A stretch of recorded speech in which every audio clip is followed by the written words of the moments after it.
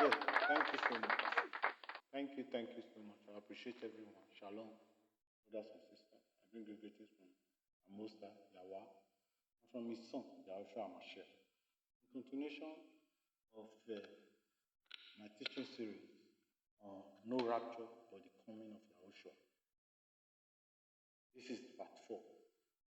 In part 3, we ended part 3 from Matthew 24, verse 41. And in that verse of scripture, we could see that 2 women were grinding at the mean, and one was taken, and one was left behind.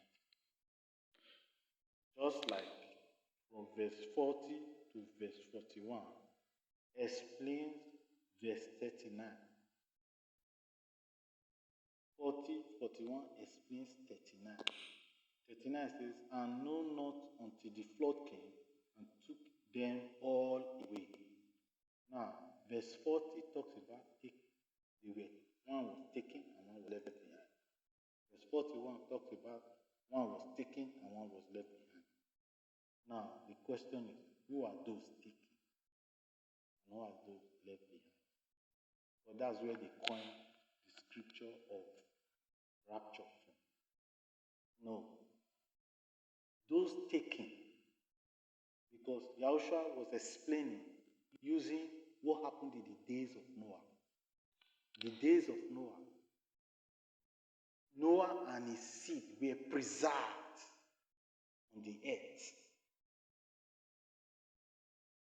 When that world wanted to end, Noah and his seed were preserved by the ark on the earth, and the others were taken away.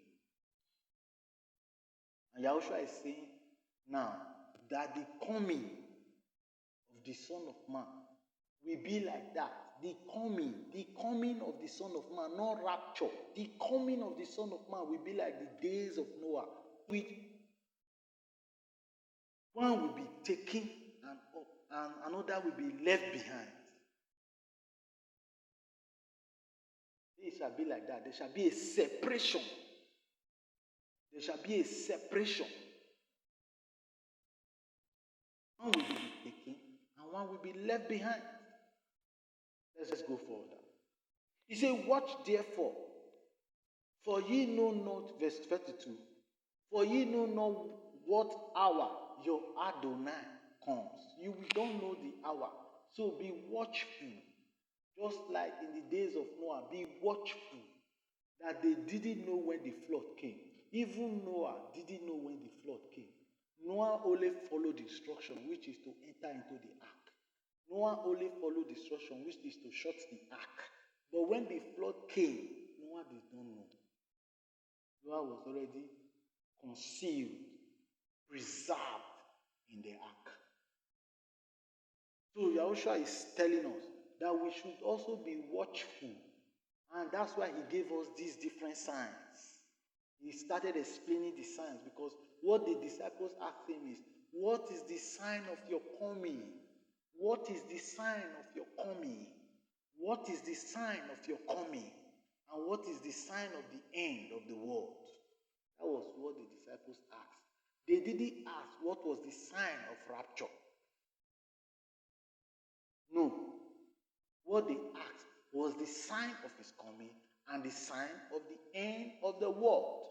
In the same way in which there was an end of the world in the days of Noah, so also the disciples started asking YAHUSHA, what is the sign of the end of the world? Let's go further. Verse 43. But know this, that if the good man of the house had known in what watch the thief would come, he would have watched and would not have suffered his house to be broken up. Therefore, be ye also ready, for in such an hour as ye think not, the Son of Adam comes. Who then is a faithful and wise servant, whom his Adon has made ruler over his household to give them meat in due season. Blessed, 46, blessed is that servant whom his Adon, when he come, shall find so doing.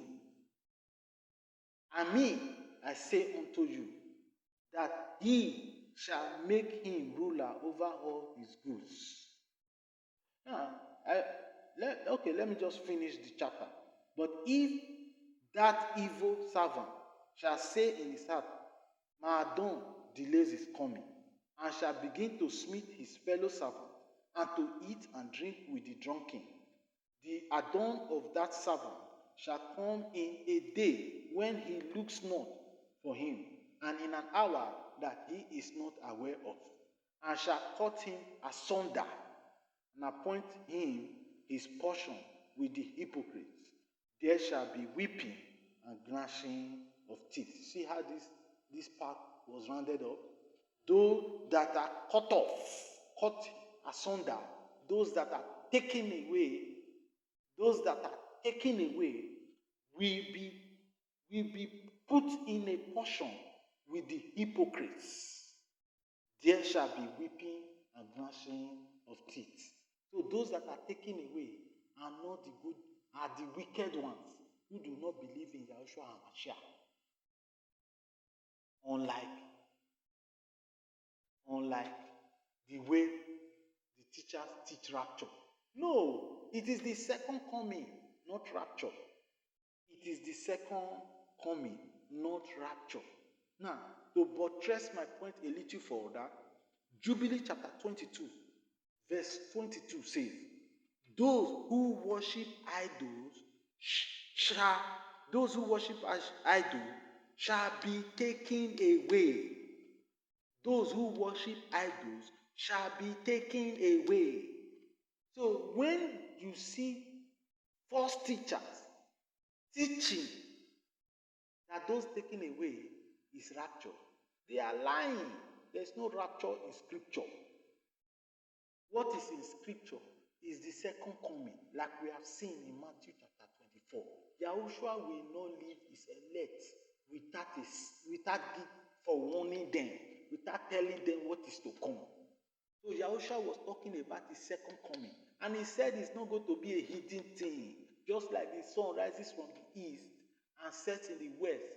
And how does it rise? It rises 6 a.m. in the morning, sometimes 7 a.m., sometimes 8 a.m., and sets in the west, sometimes 6 p.m., sometimes 7 p.m., depending on the season that we are in. Same order. That's how the Son of Man will come, YAHUSHA HaMashiach. Let's go further a little. Enoch chapter 10, verse 16 talks about taking away into the lowest deep of the fire in torment. Enoch chapter 10, verse 16. It talks about taking away into the beast, into the lowest depths of the fire in torment. In other words, those that will be taken away are the ones that will be separated and put into the torment of fire. Those that will be left behind are the elites. Those that are left behind are the believers in YAHUSHA HaMashiach. So it is important for us to understand that anyone that coins taking away as rapture is teaching a wrong doctrine, which is not scriptural, which is not in Scripture. There is nothing like rapture in Scripture. What we have in Scripture is the coming of YAHUSHA HaMashiach. There's nothing like rapture. There's nothing like rapture. Job chapter 1, as I round up. Job chapter 1, verse 21. Yahweh gave, and Yahweh has taken away. So it is Yahweh's duty to take away. He's going to separate the goat from the sheep, and the goat will be taken away and put where they belong, which is the depth of fire, where they will be gnashing, which Matthew 24:51 calls where they will be